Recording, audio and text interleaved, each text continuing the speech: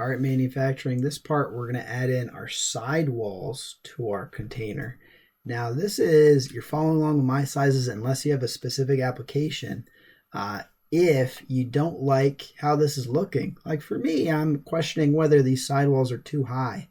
You could double click back on your sketch and you could change your measurements if you wanted. I could double click here and say that's going to be 2.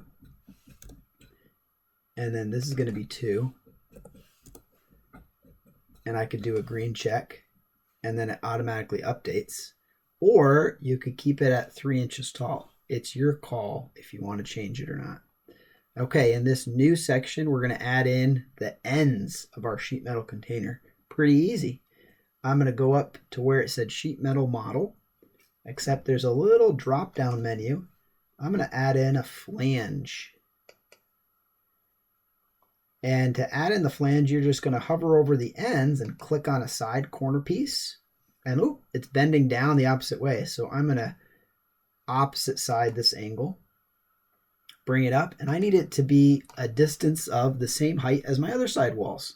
So if you were just following along with the original measurements, it's 3. If you went back and changed it to something else, make it match. I changed mine to 2.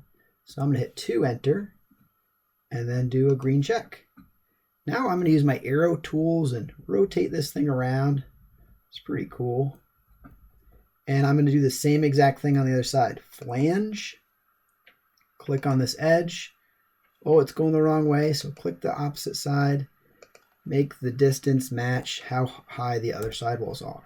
For me, it was 2. Green check.